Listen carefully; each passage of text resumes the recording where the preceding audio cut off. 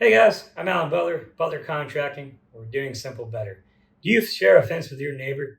Did you know one of the most commonly asked questions we get when we do fence projects in a neighborhood or who's responsible to replace this fence or how does it work?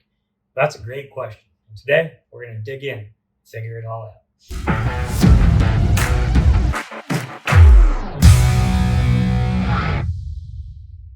So, who owns the fence if you have a fence line that borders you and your neighbor? That's a great question. So, it depends, right? So, it can all depend on where the property line lies. Is that fence on your property line? Is it on your neighbor's property line? Or is it truly on the actual property line? It could vary. So, that will be the distinguishing factor of who pays for the fence, who's in charge of replacing the fence, and whose responsibility it is.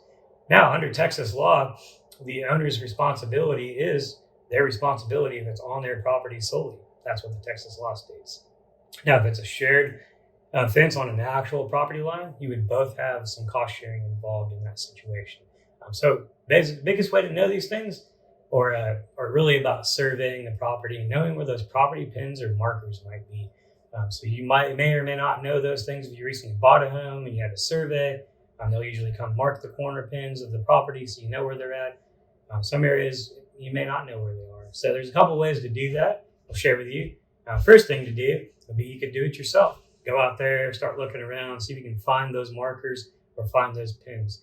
And generally, you're going to have to do a little bit of digging to find those pins exactly unless you had recent survey stakes. So I would always recommend you call 811 before you start to dig because there might be something in there you don't know about. Internet cable, fiber optic line, some of those things could be pretty expensive if you were to cut through them. You don't want to be responsible for that. So make sure you call 811, get those public utilities marked before you start to dig around. Second thing you do is go out and grab a metal detector and start looking around and start digging around with a shovel in those areas where you think those property pins might be. You may very well be able to locate them.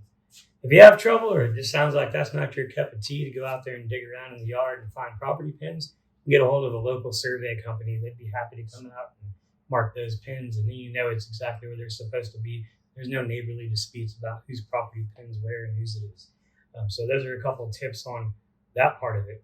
The other thing that's really important is to talk to your neighbor, because if you just come out and say, oh, I'm going to replace this fence, and somebody's fence crew shows up and you just have this fence you're starting to take down that's adjoining between you and the neighbor, might cause some neighborly wars or some uncomfortable situations there. So always have that conversation. Don't make any assumptions. Always have that conversation with them before you start that process. And also I would discuss and have that conversation about cost sharing. They may be interested in cost sharing. They may be willing to cost share. There's also some fence options at Butler Contracting. We've got some good neighbor style fences where we can kind of alternate and oscillate pickets or do double-sided things. There's things we can do to beautify both sides of the fence so maybe everybody and all the parties are happy. And the third step is know your HOA rules and regulations, because there may be some limitations to what you can do or cannot do based on your HOA rules. And there's also Texas residential fence laws that the HOA's got to comply with as well. There might be some permitting requirements within the HOA that you need to be aware of. So it's always good to go through those processes, understand those things, and know what the rules are in your area. So those are three things that you need to know when you are going to put in a fence that has a shared property boundary with your neighbor. So give us a call or visit our website at butler.contractors/fencing, and we'll see you on your next project.